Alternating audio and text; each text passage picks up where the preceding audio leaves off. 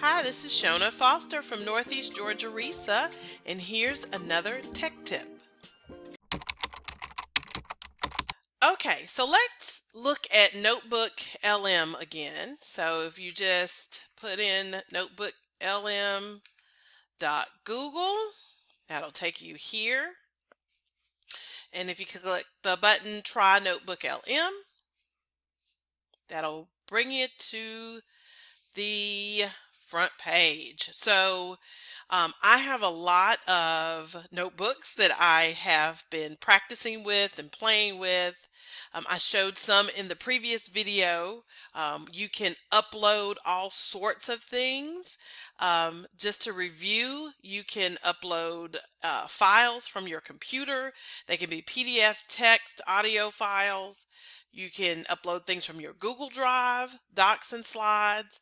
You can insert links to websites and from YouTube. You can also click on this copied text and paste text in here or just free type if you're brainstorming. So let's go to one that I've already established. That's the Frizzy, a graphic novel. And last time we talked about the new mind mapping, and I saved our mind map over here. So just to review, that mind map captures the key elements from the sources that you upload and just creates a visual, and it also pops over into the chat that it'll pull out um, how that particular part of the mind map relates back to the larger context of in this case, of the graphic novel.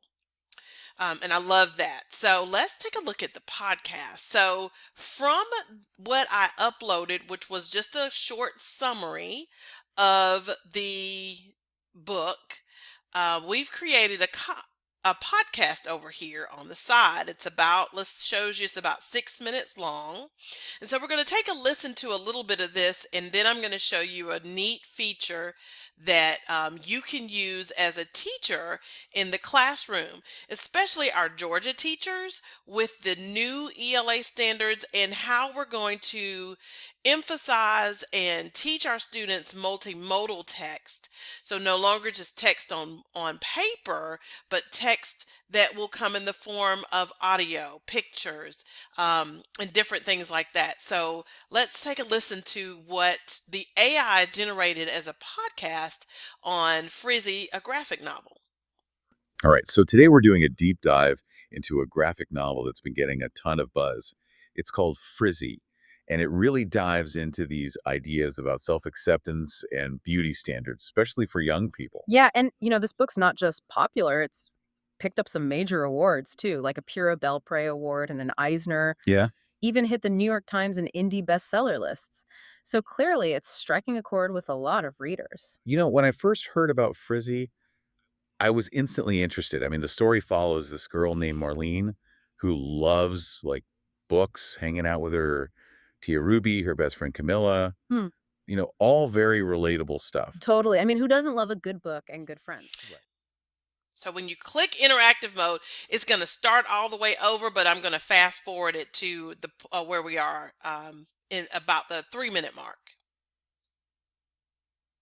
Okay, at this point in the podcast hosts are talking about hair standards.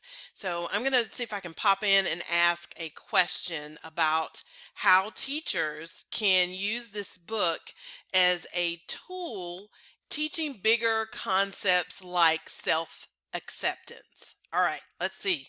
Frizzy tackles this universal experience of, feeling pressure to look a certain way, but it does it through the lens of the Afro Latinx community. And I think that's what makes it so powerful. Yeah, I agree because it's not. Oh, hey, our listener wants to join in. What's up?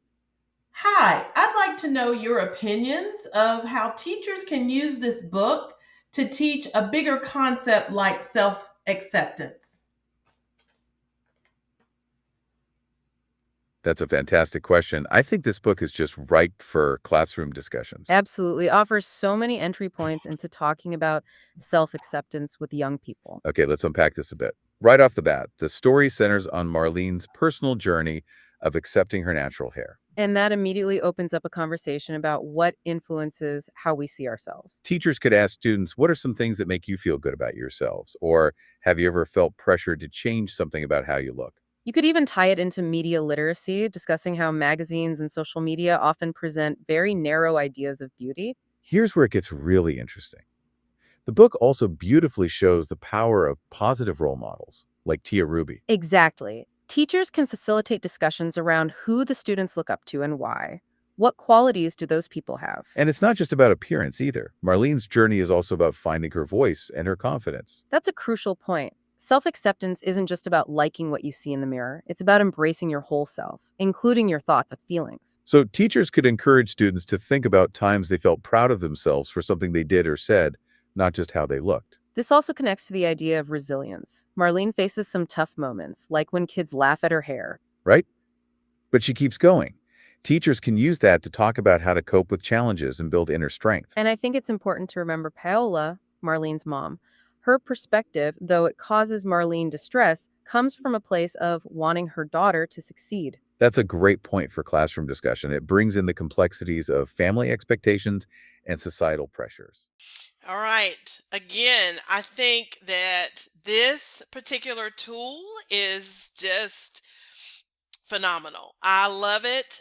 There's so many other things that you can do. That's just a drop in the bucket of something that you can do with that podcast feature.